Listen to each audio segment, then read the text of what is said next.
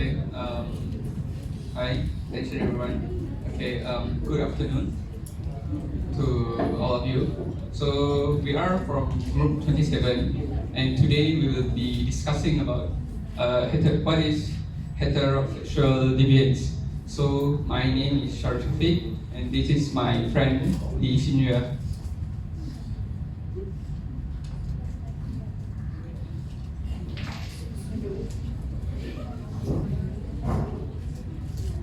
Okay, so before we start, we first need to know what is the objective. What are the objectives? So we will learn about what are the sexual norms. So and we will also learn types of heterosexual deviance. Then how does the computer affect sex nowadays? And we also cover about sex work and prostitution, how they are very different from each other, and we'll dive a little bit deep into what is pornography. Then we'll end our sessions with Q&A.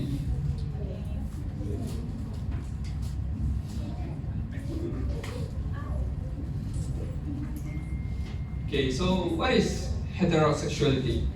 So heterosexuality is actually romantic attraction, such or sexual attraction or sexual behavior between people of the opposite sex or gender. So it doesn't matter what age are you, as long as it's between male and female, it is heterosexual, which is the opposite of homosex. It is sexual attraction between the same gender. Okay, so before we dive deep into what is the heterosexual deviance, we first need to understand the sociology of deviant behavior. So deviance, or the sociology of deviance, explores the actions and or behaviors that violate social norms across formally enacted rules. Social norms are unwritten rules that a society or culture deems acceptable. Any behavior that violates social norms or formal laws is considered deviant. So I can guarantee you that 100% of the time, if the formal law of your country forbids some kind of behavior, then it definitely violates the social norms as well. However, there are examples of behavior that are not enacted in formal laws but are also considered deviant, which I will explain later.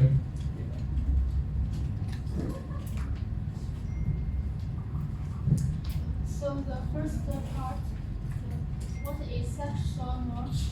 Sexual behaviors in normative behavior. Sexual norms are strongly influenced by religion. Each religion indicates different kinds of sexual dynamics. For example, some religions find that it's okay to have premarital sex, while others consider it as immoral or even taboo. People learn most concerning sexual behavior through interactions with others by symbolic communication. Character interaction and the example. The views of the various different religions and the religious behaviors regarding human sexuality range widely among and within them, from giving sex and sexuality a rather negative connection to believing that sex is the highest expression of the divine. Some religions distinguish between human sexual activities that are practiced only for sexual pleasure in developing relative morality.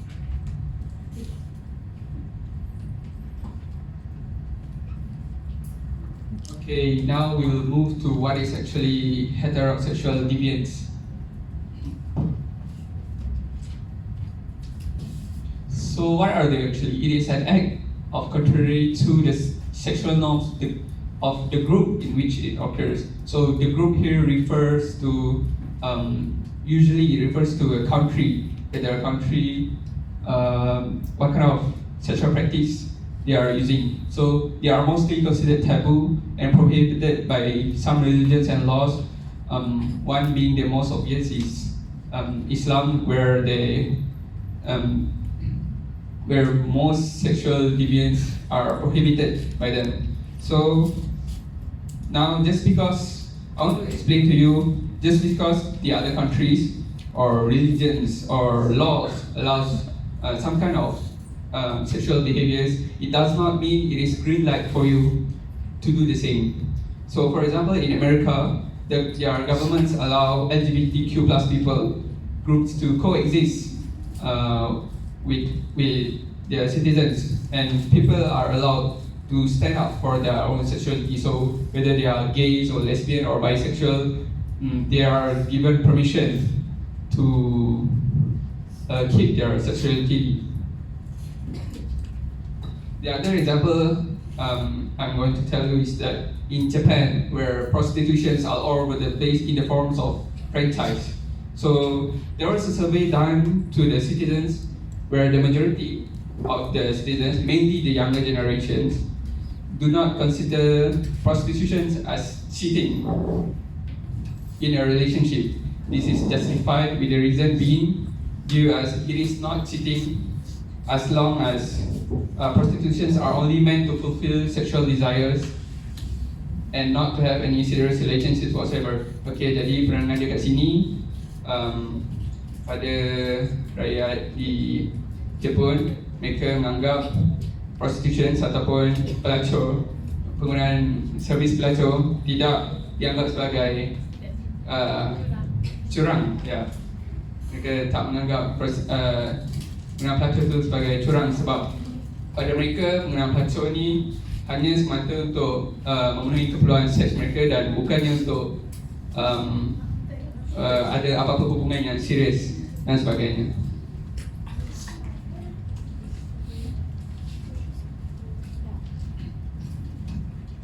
So what are the circumstances?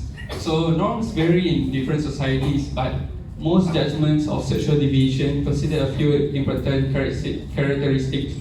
Jadi nak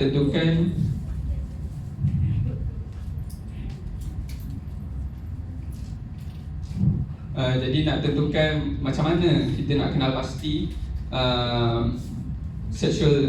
heterosexual deviance itu macam mana. Jadi yang pertama, the degree of consent. Maksudnya berapa banyak kita benarkan. Maksudnya dekat sini sama ada dua-dua pihak memberi kebenaran. Do they give permission or were they forced into sex? So if they are forced, it means that it's rape, it's considered rape. So second one is the identities of their participants. So whether the sex that happen are between different genders or are they the same genders. So third one is relationships between the participants. So this refers to whether they are related or not related.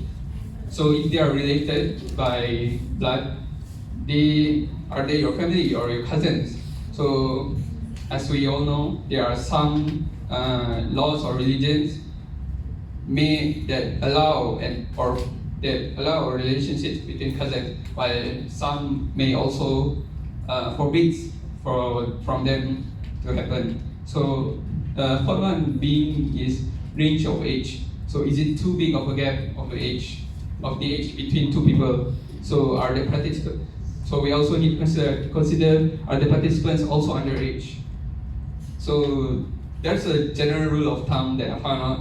So this is talking if both of the participants are not underage, meaning that they are over 18 years old. So to determine whether they are compatible or not is that half your age. So the formula is half your age plus 7. So let's say you are 40 years old, right? You are a 40 years old man and you wanted to marry someone younger than you. Right? Okay, so his age, you divide by 2, then plus 7. So it's considered as okay for him to marry a woman at least 27 years old. Okay.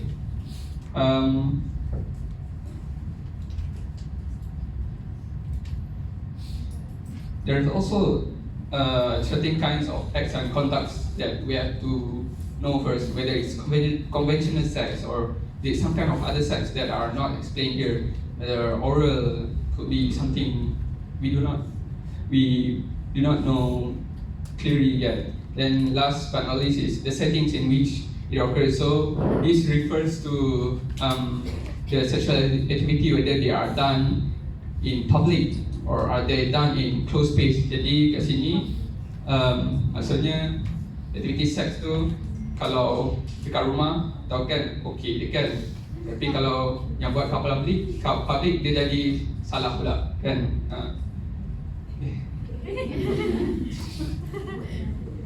Okay, so these are the examples of sexual deviance. We have forcible rape,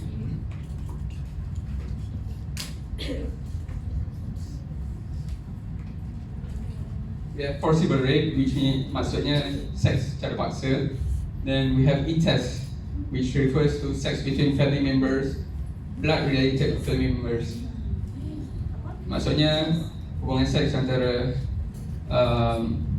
contohlah adik-beradik, anak dengan ibu, anak dengan ayah. Ada serius. Kita semua tahu kan. Okay. Then we also have statutory rape, which means seks secara rela. Jadi beza dia ada sama sikit dengan seks secara paksa. Sebab kita kena faham terms rape tu saja dah maksudnya seks tu tak, salah satu pihak tak bagi permission, tak bagi kebenaran untuk ni. Jadi kat sini contoh saya bagi sex with a girl below 16 years old regardless whether she consents to it or not. Maksudnya seorang remaja perempuan dia memberi kebenaran, maksudnya dia bagi izin untuk pihak lagi satu melakukan dia, tapi kalau ikut undang-undang tak benarkan. Sebab apa? Sebab dia bawah umur. Then we also have child molest, which is, you know, the pedophiles and such. Then we also have group sex, which means sex with multiple people at once, or what they call orgy. Then we have premarital sex and extramarital sex. So the difference between these two is that premarital means maksudnya seks sebelum kahwin. Then extramarital maksudnya seks dengan, maksudnya kamu dah kahwin tapi pasangan kamu buat seks dengan bukan pasangan kamu.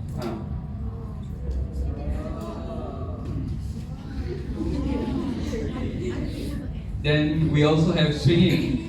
Okay, swinging ni dia lebih kurang macam extramarital sex. Dia contohkan, saya bagi contoh dua pasangan, laki perempuan. Jadi mereka tukar pasangan dia. Maksudnya contohlah suami, lepas tu dia macam dia cakap dengan kawan dia, bini kau macam lawa, nak try boleh? Dia pun kata boleh, tapi aku nak try bini kau juga. Dan itulah swinging.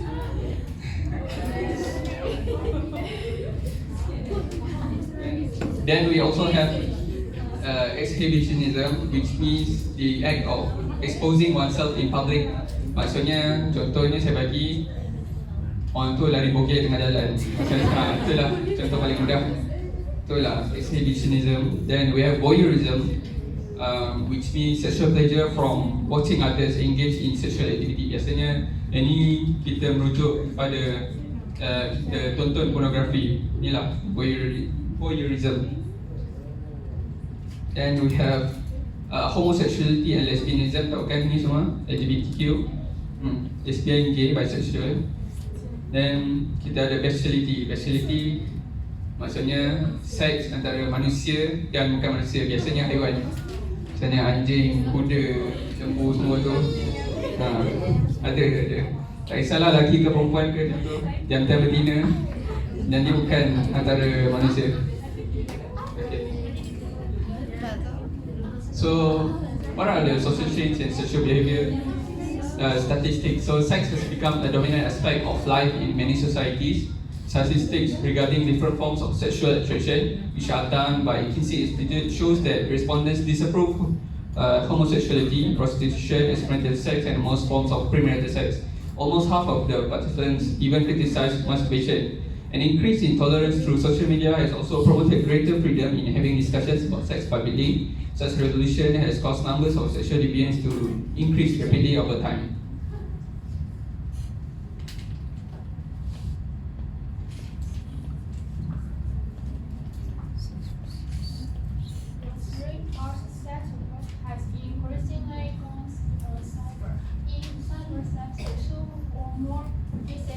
Have descriptions of emotional reactions and behavior to others. It is similar to phone sex, but there can be an added element of reading through the use of web cameras. Reading of the fantasies or experiences of others may lead to masturbation, which is the essential outcome of cybersex. People associated with cybersex use the internet to promote cybersex through paid websites. Despite the growth of literature about sex work in a digital area over the past 10 years, we still do not know enough about how the internet has affected the work experience, wages, and the working conditions of many sex workers. The literature needs to reorient itself in ways that will delve more information about how sex workers use the internet in their business and in ways that reshape sex work. The phone sex. Another variant is phone sex, a method that provides remote sexual stimulation. Compared to paid websites, phone sex owes its popularity to the advantages of this form of sexual stimulation. Strictly in personal encounters under the control of the callers. It also allows the participants of phone sex to escape certain risks, such as sexually transmitted diseases like AIDS, since there was no need for any physical confrontation. Phone sex is a conversation between two or more people by means of the telephone, which is sexually explicit and is intended to provoke sexual arousal in one or more participants. As a practice, two individuals temporarily separated. It is as old as steel telephones, on which no operator could eavesdrop. Okay, now we'll move to sex work and prostitutions. So, what are they? Prostitution is the act of engaging in sex for a fee, for monetary or other gain in many countries and regions. Prostitution is considered illegal or morally unacceptable. Prostitution is often accompanied by the identification of the sex trade, lack of autonomy, a higher risk environment, and possible exploitation. However, sex work encompasses a variety of professional activities related to sex.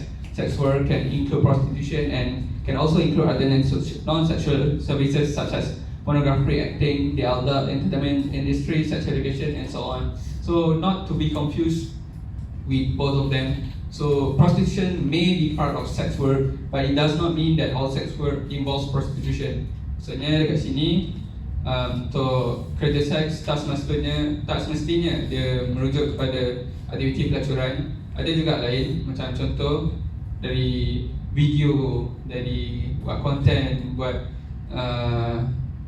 lakonan dalam movie, semua macam tu. Yang tu pun dalam kerja, dalam under sex work. So, do the prostitutions and sex work reduce rape rates? Maksudnya aktiviti pelacuran dengan kerja seks ni kurang tak? Dia kurangkan tak jenayah pelacuran? Jadi, according to Cohen and American secretaries, rapes are divided into 4 categories, which are vicarious aggression, which means a person who is primarily motivated by the physical harm on the victim. They have less to no sexual arousal. Maksudnya mereka ni golongan yang tak terasa sangat pun nak buat seks tu, tapi dia seronok bila dia dapat torture ataupun dia dapat seksa mangsa dia. Then we also have compensating type. So most rapists fall under this category. They are mostly unable to satisfy their sexual desires through normal means, so they commit crime of rapes. Maksudnya golongan ni ramai jatuh bawah golongan ni, dan mereka tak boleh nak selesaikan, maksudnya tak boleh nak puaskan nafsu mereka, tak boleh nak puaskan sexual needs mereka dengan cara biasa. Jadi mereka, so they resort to rapes instead. So contohnya macam dia nak buat aktiviti tu, tapi dia tak ada duit, tak apa, macam dia dah tua ke apa kan, jadi itulah dia punya ni cara dia. And we have combination of attacks, often referred to as sadist. They use violence when they rape a victim as a means of arousing sexual desire. Jadi yang ni dia ada persamaan juga dengan vicarious aggression, cuma yang ni dia cara dia ada sexual desire tu masa ni, tapi masih bawah kategori dia menggunakan kekerasan dalam aktiviti seks. And last but not least, we have impulsive type, which is this type of rapist usually commits the crime of rape when he encounters a suitable opportunity to do so, whether legal or illegal, and suddenly develops a strong sexual urge. Maksudnya kat sini bila mereka ni kelompok yang jenis orang yang bila nampak peluang untuk aktiviti seks, tak kisahlah benda tu dibenarkan bawah undang-undang ke tak ke. Contoh kan dekat kes-kes cabul di tandas wanita kan, jadi bila nampak peluang tu, bila tak ada orang, jadi mereka ni kelompok yang akan ambil peluang tu untuk puaskan nafsu seks mereka. So many people cite excessive sexual pressure as a reason to commit sexual crimes. Maksudnya mereka yang membuat jenayah rogol ni kebanyakannya memberikan alasan yang sama, iaitu nak puaskan, iaitu mereka punya nafsu mereka tak boleh ditampung lagi, tak boleh dikawal. Atau lagi yang kita biasa dengar, masalah mental lah kan. Misalnya macam kenapa kamu buat macam ni, kenapa kamu rogol individu ni, kenapa kamu rogol remaja ni, sebab dia tak boleh kawal nafsu dia, ataupun dia ada masalah mental lain. Itulah biasanya kita dengar kan. And based on the information, the psychology of sex offenders is not so simple, and they will still engage in criminal acts when the psychological needs cannot be fully met through transactions with sex workers. To put it simply, money cannot be exchanged for what they really need. Maksudnya kat sini psikologi untuk salah laku seks, maksudnya perogol, kita tak boleh terangkan, kita tak boleh label dia macam tak boleh explain dia macam tu je. Maksudnya tak sepertinya dia kaya ke, dia miskin ke, dia dah ada 3 anak, dia ada bini seorang 3 anak. Tak semestinya dia hidup dia dah bahagia dah, dia takkan buat benda-benda macam ni. Jadi nampak kat sini, money cannot be exchanged for what they really need. Kadang-kadang walaupun ada duit, mereka boleh je macam contohlah kan, ni masih salah ya, contohlah kan mereka upah pelacur yang tu, ke kahwin 94 yang tu. Jadi walaupun mereka ada duit, tak semestinya mereka tak boleh melakukan jenayah seks. Okay, now I'll pass to my friend. Fifth part, what is pornography? The term pornography has evolved beyond its original association with prostitutes. Nowadays, it includes any sexually explicit material, some of which may display violent scenes. pornography materials include motion pictures, books, magazine articles, and newer media like a deal of porn.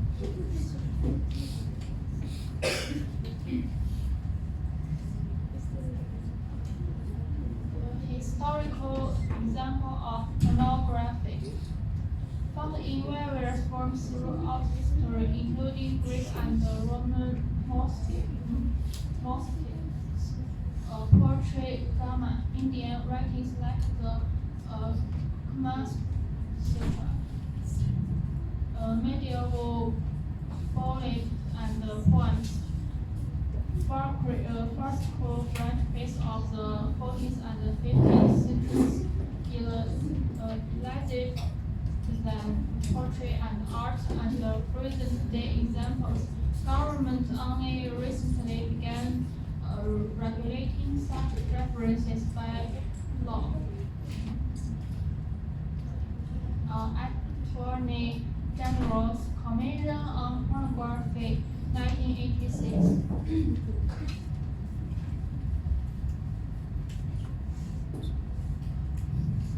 Attorney General's Commission on Pornography. This final report in 2 volumes covers the histories of pornography, constraints on its regulation due to the First Amendment, an overview of the market and the industry, and the role of organized crime's involvement. The task force explores the question of harm caused by both sexually violent and non-violent pornographic materials, and find a link with aggressive behavior toward women. Child pornography is dealt with separately, and its regulation and the enforcement of laws. What about pornography law in Malaysia? Malaysia is well known for having one of the tightest regulations according to media in the world, especially censorship. According to Worldwide Press Freedom Index by Reporters Without Borders 26, Malaysia was ranked at 146 out of 180 countries. The higher the number, the stricter. Section 2292 mentions that self-censorship distributes publicly exhibits or any manner put into circulation, or for purpose of sale, their distribution, public exhibition, or circulation mixed produces, or as in his possession any of them books, templates, paper, drawing, painting, presentation, or figure, or any other awesome object whatsoever are illegal.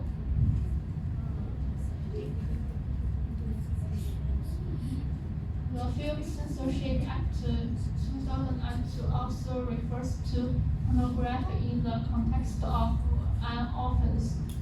No person shall have or cause himself to have in his possession, custody, control, or ownership any film or film publicity material which is awesome or is otherwise against the public decency. Offenders may expect to be fined between 10,000 to 50,000. Imprisonment of up to 5 years or both.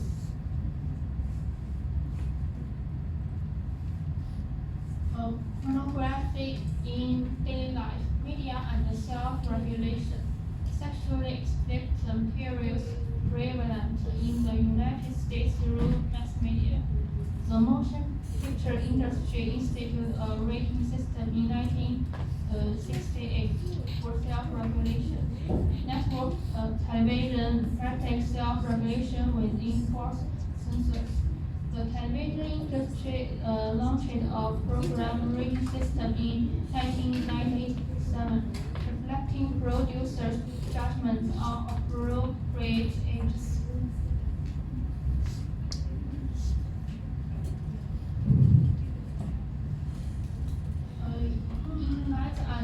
computer systems. Internet fraud, pornography through computer systems, communication network, transmit digital images and exchange systems in attempt to ensure adult viewership.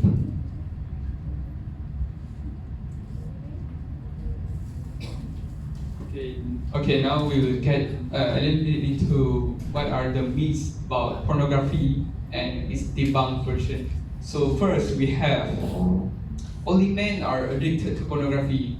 Do you think this is true, my fellow men this class? Do you think only men are addicted to pornography? Only men have problems with pornography? No, I'm asking the guys. Why are you guys not answering? Okay, never mind. Second, we have pornography is a form of sex education for the inexperienced. So, what do you think about this? Is it true or not? Should we allow pornography to be used as education materials to teach the younger generation about sex education? Rasa sesuai tak kita gunakan pornografi ni untuk bahan belajar untuk generasi-generasi yang akan datang? Sebab kita pun ada juga belajar sex education tu apa kan? Tapi kamu rasa patut tak benda ni kita guna sebagai bahan belajar? Okay. Then we have pornography is harmless entertainment. Maksudnya pornografi ni tak bahaya pun, tak ada side effect, tak ada kesan buruk bagi dia dah tengok, dia belajar juga, nanti dah besar, dia kahwin, ada juga kan benda ni kan. Rasa sesuai ke? Okay. Last but not least, we have pornography is not addictive. Pornografi tak menyebabkan ketagihan. Betul tak? Rasanya.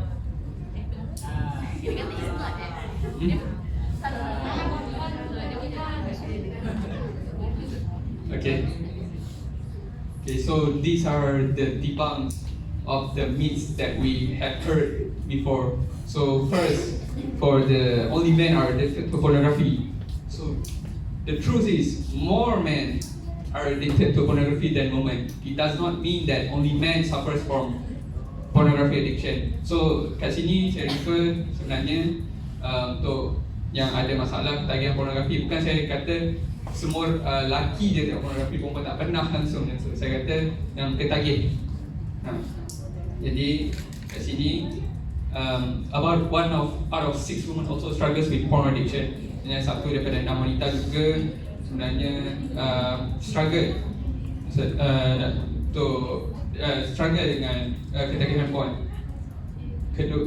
Second, we have for pornography is a form of sex education for the inexperienced.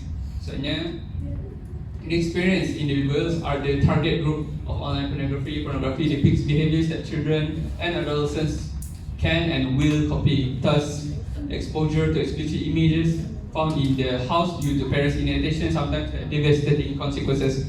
Maksudnya kat sini pornografi sepatutnya bukan kita guna untuk bahan belajar. Untuk yang tak ada pengalaman, maksudnya yang biasanya lah 12, 13, 14, 15, 16 tahun ni, kita boleh kata macam mereka tak ada pendarahan dengan topik pornografi ni. Jadi sebenarnya bahan ni akan menyebabkan banyak kesan sampingan. Contohnya macam ketagihan pornografi. Contohnya lagi dia mula dia terlibat dengan jenayah rogol semua tu. Jadi sebagai ibu bapa juga sepatutnya mainkan peranan dalam rumah lah. Contohnya saya bagi contoh paling mudah, kita buka Netflix kan. Sebelum buka tu kita pastikan dulu rating movie tu berapa yang tu. Tu kita kena pastikan juga. Kalau nak tengok contohlah, sebab kita semua dah 20 tahun kan, semua nak jadi bakal ibu bapa tadi kan. Jadi bayangkan nanti ada anak, contoh anak baru 6-7 tahun, nak ke kita pasang apa ni movie yang ada scene yang ada scene 18 ni kat anak kita, tak nak kan. Jadi itulah dia. Then for the third debunk, which is pornography is harmless entertainment. Studies show that frequent viewing of pornographic material is harmful. As for the behavioral consequences, the most common are fetishes, forms of sexual desire manifested in abnormal degree towards objects, masturbation and sexually aggressive behavior.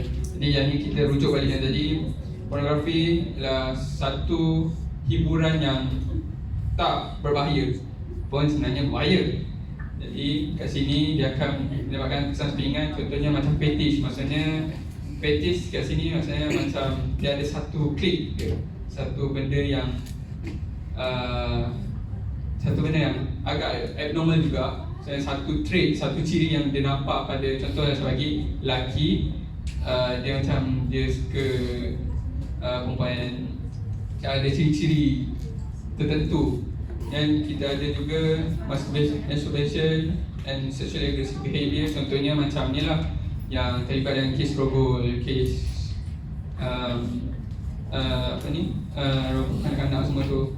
Then last but not least, we have pornography is not addictive. So according to Mary Ann Leiden, the co-director of the Sexual Trauma and Psychopathology program at the Cognitive Therapy Center of the University of Pennsylvania, stated that pornography addicts have a tougher time recovering from their addiction than cocaine addicts. It is possible to get the drug out of the system for cocaine users, but it's impossible to remove pornographic images from the brain where it will be embedded forever. Jadi kat sini maksudnya contohlah kan, untuk kita ambil contoh individu yang ketagihan dengan dadah dengan individu yang ketagihan dengan pornografi. Contoh macam individu yang ketagihan dengan dadah, kita hantar dia ke pusat pemulihan, ambil ubat, kita jauhkan dia daripada ni kan. Maksudnya adalah rawatan dia dan memang boleh 100% boleh. Tapi untuk individu yang ketagihan dengan pornografi, kita buatlah macam mana pun, dia sekali dia dah kena expose dengan ni, dia takkan lupa. Boleh kurangkan, boleh kita jadikan dia kita buang addiction dia tu, tapi tak, benda tu ada dengan dia dalam pemikiran dia sampai bila pun ada. Okay, itu saja. Thank you very much. That's all from our group. So before we end our presentation, do you guys have any questions regarding this topic? I know it's a bit very sensitive topic, very embarrassing topic, but we're all 20 years old here, at least 90 years old. We're all adult here, so we need to know this. But we also need kita kena matang lah dengan bab-bab macam ni.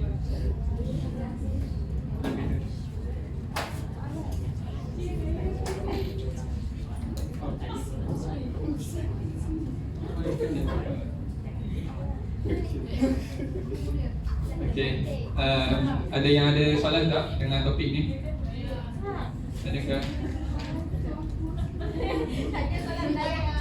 Dapat tanya je, kita semua dewasa kat sini. Tak apa.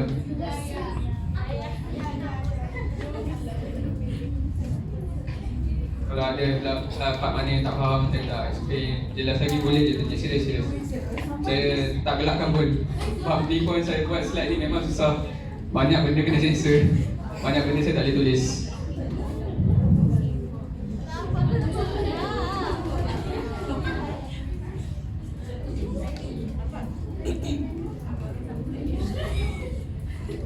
Kalau tak ada soalan, saya petik. Boleh ke?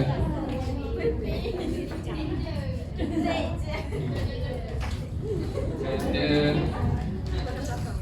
belakang-belakang kan? Boleh ke? Terima kasih. Okay, yang depan dah bagi kebenaran, dah bagi permission. Okay, saya tanyalah yang kita geng lelaki kat belakang sebab ni relate dengan kita paling banyak kan. Tak apa, kalau tanya soalan pun dapat hadiah juga. Kan tak dapat, bagi je. Ada, tapi hadiah dia tak mewah sangat lah. Dan dia. Okay.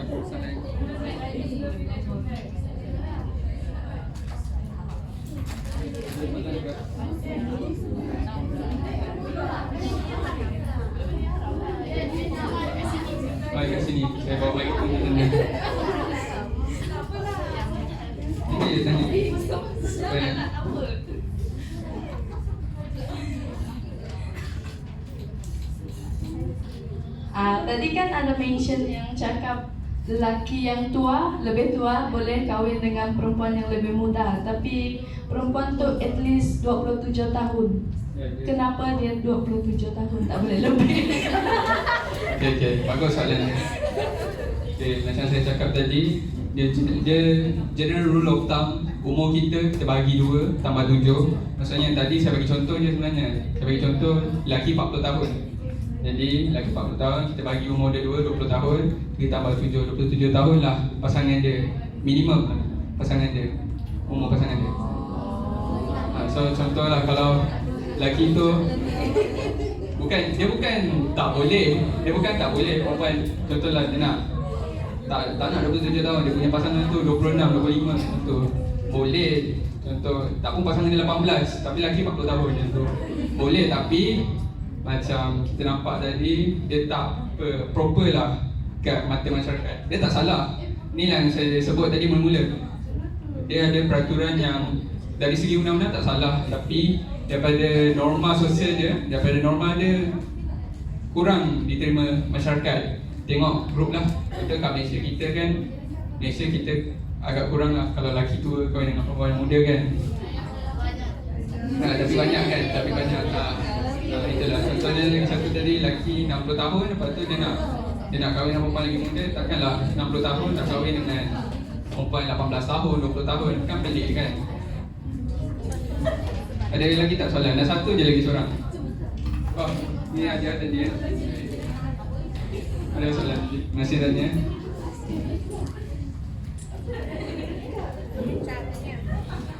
Okey, ada lagi tak? Dan lagi satu, ada lagi tak soalan?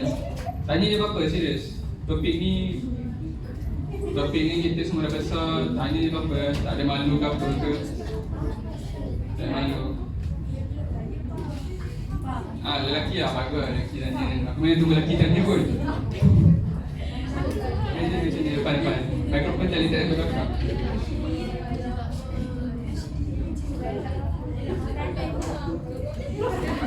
Apa tanya dia? Saya nak tanya, macam mana kita nak tahu orang tu editor porno? Nak tengok. Tahu. Boleh.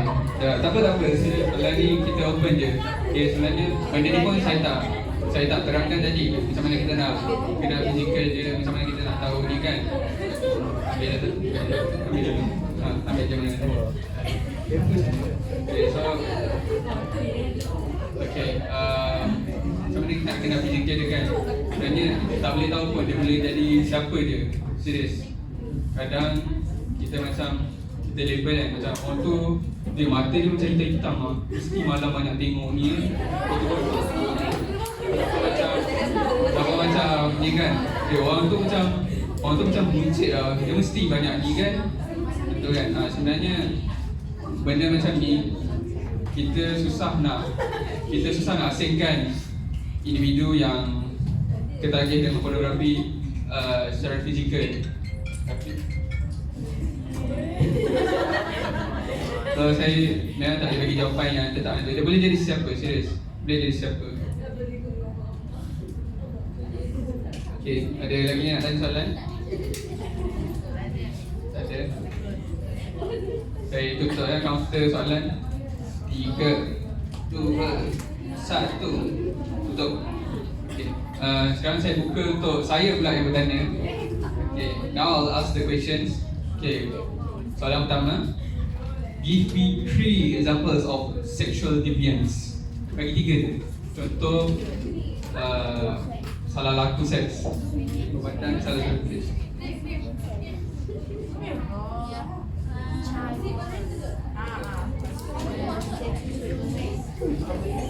Tanya je. Tanya pula. Jawab je. Depan, boleh ke depan ke?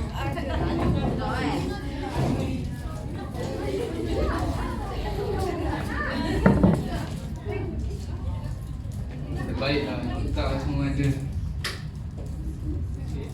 The answer is group sex, incest, possible rape. Thank you.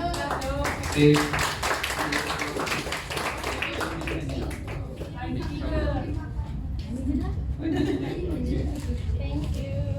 Terima kasih. Okay, soalan kedua. Can you tell me why do some people prefer phone sex over prostitution? Kenapa setengah orang mereka lebih gemar, mereka lebih cenderung untuk dengan seks melalui telefon berbanding dengan penggunaan pelacur? Saya boleh jawab?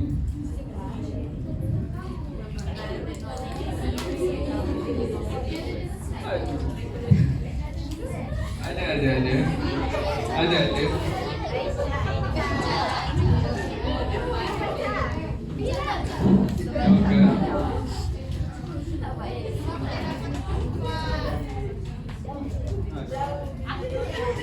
They can avoid it since there's no physical attraction. Betul, terima kasih.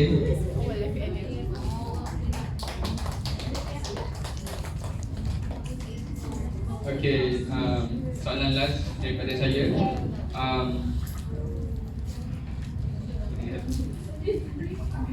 Give me one myth and its debunked version. Bagi saya satu pertanyaan. Jangan stick.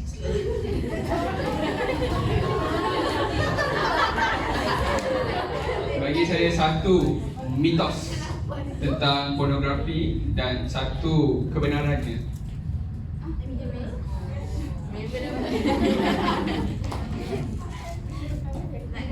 Adakah? Nak jawab?